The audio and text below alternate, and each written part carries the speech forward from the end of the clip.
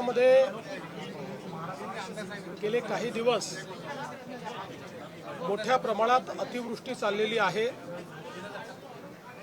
साधारणपणे आतापर्यंत 975.5 मिलीमीटर एवढा पाऊस पडलेला आहे, जो सरासरीच्या 102% इतका आहे। काही भागामध्ये पूर परिस्थितीमुळे लोक अडकलेले आहेत। बीडमध्ये रेस्क्यू ऑपरेशन आपण चालवलं आहे, धाराशिवमध्ये रेस्क्यू ऑपरेशन चालवलेलं आहे। धाराशिवला आता 27 लोकांना हेलिकॉप्टरच्या मदतीने एनडीआरएफने बाहेर काढलंय। 200 लोकांना अजून वेगवेगळ्या ठिकाणी सुरक्षित ठिकाणी हलवलेलं आहे।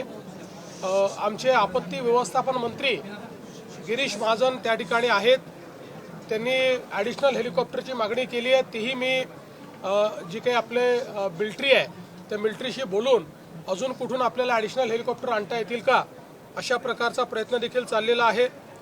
विशेषतः गेल्या काही दिवसांमध्ये अहिल्यानगर, जळगाव, सोलापूर, बीड आणि परभणी या भागामध्ये अतिशय मोठ्या प्रमाणात अतिवृष्टी झालेली आहे। जवळपास यामध्ये 8 जणांचा मृत्यू झालेला आहे, 10 जण हे जखमी झालेले आहेत। आता एनडीआरएफ आणि एसडीआरएफच्या 17 तुकड्या या सगळ्या भागामध्ये आता isakal.com आहे देशातील नंबर 1 ची मराठी न्यूज वेबसाईट। प्रत्येक अपडेटसाठी isakal.com ला नक्की भेट द्या। त्या ठिकाणी काम करतायत। आपल्याला कल्पना आहे की मागच्या काळातच आपण शेतकऱ्यांचं जे नुकसान झालं त्याचे पंचनामे करण्याचे आदेश आपण दिले होते आणि यावेळी आपण एकत्रित पंचनामे येऊन त्याला एकत्रित मदत करण्याच्या ऐवजी जसे पंचनामे येत आहेत तसं आपण मदत त्या ठिकाणी करतो। त्यामुळे आतापर्यंत आपण 31,64,000 शेतकऱ्यांना 2,215 कोटी रुपयाची मदत करण्याचे GR काढलेले आहेत। यातले जवळपास आता 1,829 कोटी रुपये जिल्ह्यांमध्ये जमाई झालेले आहेत आणि ते पुढच्या 8 ते 10 दिवसामध्ये, म्हणजे सुरुवात तर खात्यामध्ये जमा करायला केलीच आहे, पण पूर्ण जमा व्हायला त्याला तेवढा वेळ लागतो। पुढच्या 8 ते 10 दिवसामध्ये हे पैसे जे आहेत ते त्या ठिकाणी आम्ही जमा करणार आहोत। त्यामुळे जवळपास हे 2,215 कोटी रुपये हे तर जमा होतीलच, पण यासोबत अद्यापही हे काम थांबलेलं नाही आहे। कारण नवनवीन ठिकाणी पाऊस पडतोय, त्या ठिकाणचे पंचनामे करणे आणि त्या ठिकाणी मदत करणे हे आता ऑनगोईंग काम राहणार आहे। त्यामुळे एखाद्या जिल्ह्यामध्ये आत्ता आपल्याला जरी कमी पैशाची मदत दिसत असली तरी तिथलं काम चाललेलं आहे, ते काम काही थांबवलेलं नाही आहे। आत्ता जर एका तालुक्याचे रिपोर्ट आले तर एका तालुक्याला मदत करून टाकायची, अशा प्रकारचं धोरण आम्ही ठेवलं आहे, जेणेकरून ही तातडीची मदत जी आहे ही शेतकऱ्यांना मिळाली पाहिजे। यासोबत मृत्यू असेल किंवा दुर्दैवी घटना असतील त्याला मदत करण्याच्या संदर्भातले अधिकार हे जिल्हाधिकाऱ्यांच्या स्तरावर दिलेले आहेत। जनावरांचं जे नुकसान आहे त्या संदर्भातले अधिकारही आपण लोकल स्तरावर दिले आहेत।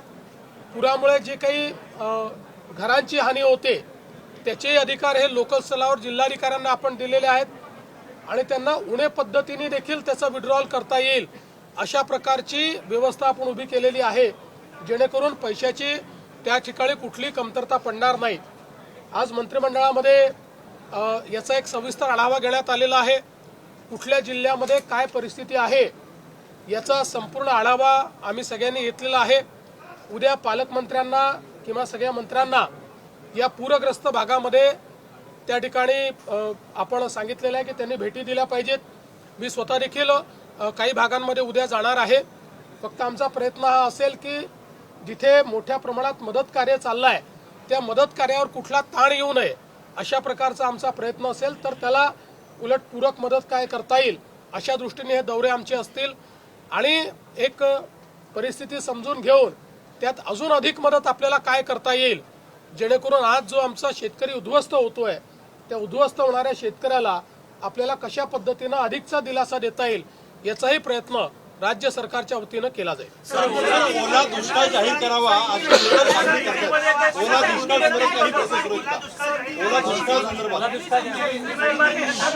असं आहे की ओला दुष्काळ काय, या ठिकाणी जे काही नुकसान झालेलं आहे त्याकरता जेवढ्या पद्धतीची मदत आपल्या नियमांमध्ये आहे ती सगळी मदत आम्ही त्या ठिकाणी देऊ. सर, जमीन गडबडून निघालेली आहे, त्यामुळे काल सुरेश दस यांनी एक विशेष मागणी केली होती की रोयोच्या माध्यमातून सुद्धा शेतकऱ्यांना कशा प्रकारे दिलासा दिला येऊ शकतो आणि वेगळ्या प्रकारे या मदतीमध्ये काही ऍडिशनल तुम्ही तरतूद करणार. खरडून गेलेल्या जमिनीकरता ऑलरेडी आपला GR आहे, त्याच्यामध्ये आपल्याला मदत करता येते आणि आपण नरेगाच्या थ्रू देखील ती मदत करतो.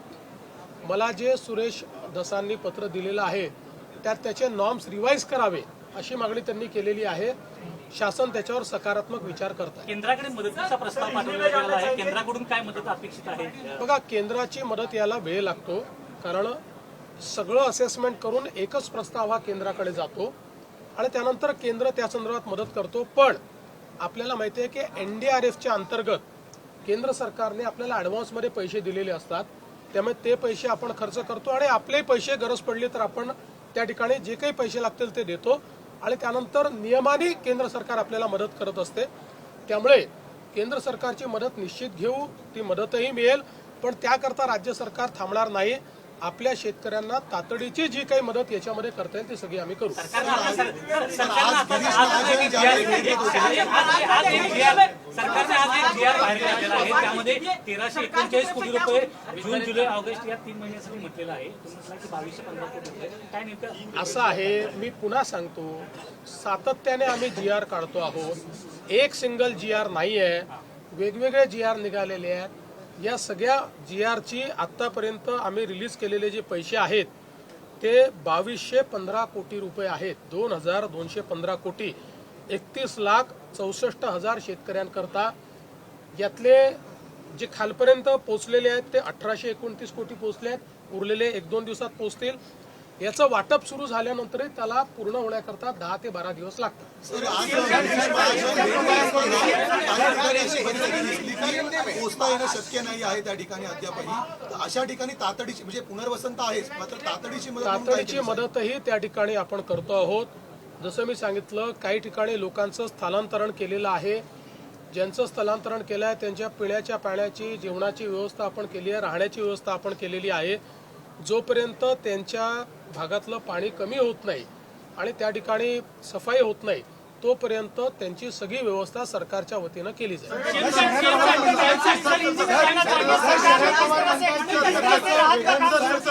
शरद पवारांचं म्हणणं आहे जनावरांचं मोठ्या प्रमाणामध्ये नुकसान झालेलं आहे, घरांचं नुकसान आहे, शेतीचं वेगळं नुकसान आहे. अशा वेगवेगळ्या पद्धतीचं वेगवेगळं नुकसान भरपाई देण्यात यावी असं मानणं. ते बरोबर आहे, त्यांचं म्हणणं कुठेही चूक नाही.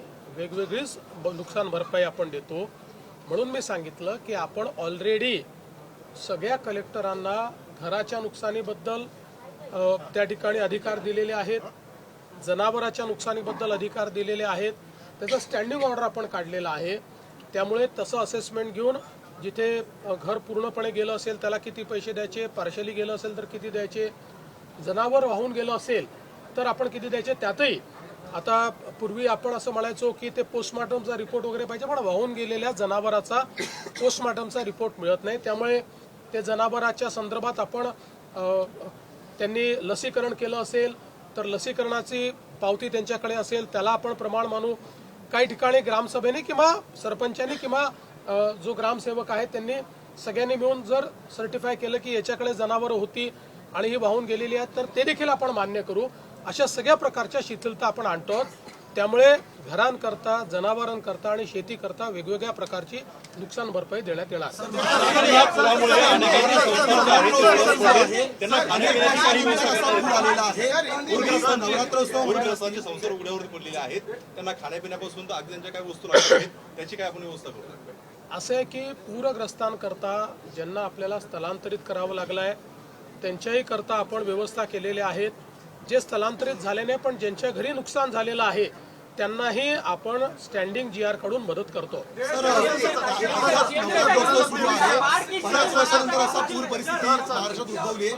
गणेशोत्सव मंडळ असतील, नवरात्रोत्सव मंडळ असतील, सामाजिक संस्था असतील, त्यांना काय आवाहन करेल? कारण कोल्हापूरमध्ये आपण अशा प्रकारची मला असं वाटतं की शेवटी अशा परिस्थितीमध्ये समाजातल्या लोकांनी मदत करणं हे देखील महत्त्वाचं असतं, संस्थांनी मदत करणं देखील महत्त्वाचं असतं. त्यामुळे ज्याला जे शक्य आहे त्यांनी ती मदत केली पाहिजे. पण सरकार मात्र कुठेही मदतीमध्ये मागे राहणार नाही. उद्धव ठाकरे म्हणतात की मराठवाड्याला सापत्य वागणूक दिली जाते. कुठलेही मंत्री असतील, मुख्यमंत्री असतील, ते अद्याप मराठवाड्याकडे फिरकले नाहीत. केंद्राकडून एक 10,000 कोटीची मदत दिली पाहिजे. पहिल्यांदा तर जवळजवळ सगळे पालकमंत्री आपापल्या क्षेत्रात जाऊन आले, मराठवाड्यात जाऊन आलेले आहेत आणि उद्या देखील जाणार आहेत. मी स्वतःही जाणार आहे. आता खरं म्हणजे मला याचं राजकीयकरण करायचं नाही, पण अशी मागणी उद्धवजींनी करणं हे किती हास्यास्पद आहे. कारण त्यांच्या काळामध्ये ज्यावेळेस अशा प्रकारची घटना झाली होती त्यावेळेस लाल कार्पेटवर काय झालं होतं मला आता त्याच्यात जायचं नाही आहे. पण ठीक आहे, त्यांनी राजकारण करू नये अशी माझी अपेक्षा आहे. लोकांना अशा काळामध्ये राजकारण अपेक्षित नसतं. सगळ्यांनी मिळून लोकांना मदत केली पाहिजे. पण दुर्दैवाने आपल्या राज्यामध्ये काही पक्षांना प्रत्येक गोष्टीत राजकारण करायचं असतं. त्यामुळे मी त्यांच्या राजकारणाकडे लक्ष देणार नाही. यामध्ये जी काही मदत आहे ती आम्ही करू आणि केंद्र सरकारने मदत करेल. आज कैबिनेट की बैठक में महाराष्ट्र में जो बाढ़ की परिस्थिति तैयार हुई है इसके ऊपर विस्तार से चर्चा हुई. कुल मिलाकर अभी तक 975 मिलीमीटर की बारिश हुई है, जो एवरेज के 102%, सरासरी के 102% इतनी ये बारिश है. विशेष रूप से धाराशिव, अहिल्यानगर, जलगांव, सोलापुर, बीड़, परभणी, इसमें पिछले कुछ दिनों में बहुत ज़्यादा बारिश हुई है. धाराशिव में एनडीआरएफ की मदद से हेलीकॉप्टर से लोगों को बाहर निकाला गया है. कई लोगों को अलग अलग जगह पर उनके लिए रहने की व्यवस्था, खाने की व्यवस्था ही सरकार की ओर से की गई है. करीब एनडीआरएफ और एसडीआरएफ के 17 डिवीज़न इसके रेस्क्यू ऑपरेशन में काम कर रहे हैं. इसके साथ साथ हमने ये तय किया है कि किसानों को तुरंत मुआवजा भी दिया जाए. उस दृष्टि से लगातार जो हम लोग रिपोर्ट आते हैं उस रिपोर्ट के ऊपर हम लोग उनके लिए जो हमारे स्टैंडिंग ऑर्डर्स है उसके अनुसार पैसा रिलीज कर रहे हैं. अभी तक राज्य सरकार ने 2215 करोड़ रुपए के जीआर निकाले, ऑर्डर्स निकाले, जिससे 31,64,000 किसानों को फायदा होगा. इनमें से 1829 करोड़ रुपए वितरित भी किया गया है. बचा हुआ भी 1-2 दिन में वितरित करेंगे. अगले 10 दिनों में किसानों के खातों में ये पैसा जाएगा. साथ साथ ये काम रुका नहीं है. जहां पर अभी भी बारिश हो रही है वहां के रिपोर्ट्स तैयार करना ये चल रहा है. तो साइमल्टेनियस काम चल रहा है. ये काम कहीं पर भी रुका नहीं है. अगर एक तालुका का भी रिपोर्ट आता है तो उस एक तालुके को भी हम लोग मदद दे रहे हैं. हमने कहीं पर भी उसमें रुकने का काम नहीं किया है. अभी हमारे सारे जो मंत्री हैं ये कल वापस एक बार ये बाढ़ पीड़ित इलाके में जाएंगे. मैं स्वयं भी जाने वाला हूँ. हमारे उप मुख्यमंत्री महोदय भी जाने वाले हैं और हम लोग जितनी ज्यादा से ज्यादा मदद इसमें कर सकते हो करने की कोशिश कर रहे हैं. सेंटर से किसी तरह की मदद सेंटर से कहना है कि वेट ड्रॉट घोषित करने को लेकर अपोजिशन लगातार मांग कर रहा है. 50,000. देखिए, जिस प्रकार की कार्रवाई इस प्रकार की परिस्थिति में की जाती है, हिस्टोरिकली इस प्रकार की परिस्थितियों में जो जो निर्णय लिए गए वो सारे निर्णय हम ले रहे हैं और उससे आगे बढ़कर भी हम निर्णय लेंगे.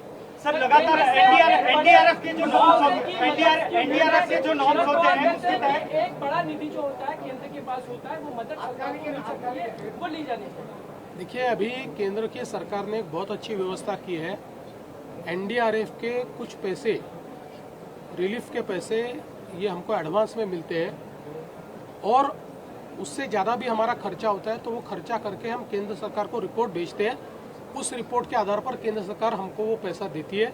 इसलिए हम लोग जो एनडीआरएफ में हमारे पास उन्होंने डिजास्टर मैनेजमेंट में पैसा दिया हुआ है इस प्रकार की आपदा के लिए, उसको भी हम इस्तेमाल करेंगे. उससे ज़्यादा पैसा लगने वाला है वो हम राज्य सरकार की ओर से खर्चा करेंगे. उसमें से जो एडमिसिबल है वो केंद्र सरकार की ओर से मिलेगा, जो एडमिसिबल नहीं है वो राज्य सरकार देगी. सर अभी तक कितने लोगों की मौत हो गई है, कितने लोगों को शिफ्ट किया गया है? 8 लोगों की मौत हुई है, 10 लोग घायल हैं. हेलीकॉप्टर से रेस्क्यू ऑपरेशन चल रहा है और अधिक हेलीकॉप्टर मिल सकते हैं क्या, ऐसा मुझे हमारे जो आपत्ति व्यवस्थापन मंत्री है गिरीश महाजन जी उस स्पॉट पर है, उनका मुझे कॉल आया था. मैंने अभी जो यहाँ के कमांडिंग ऑफिसर है उनसे बातचीत की है और उनको ये निवेदन किया है कि कहीं और से भी आप पुल कर सकते हैं तो आप कीजिए। देश विदेशातील प्रत्येक घडामोडींचे लाईव्ह अपडेट मिळवण्यासाठी आता साम टीव्हीच्या सर्व सोशल मीडिया प्लॅटफॉर्मला लाईक, फॉलो आणि सबस्क्राईब करा. तसंच सर्व नोटिफिकेशनसाठी बेल आयकॉन प्रेस करायला विसरू नका.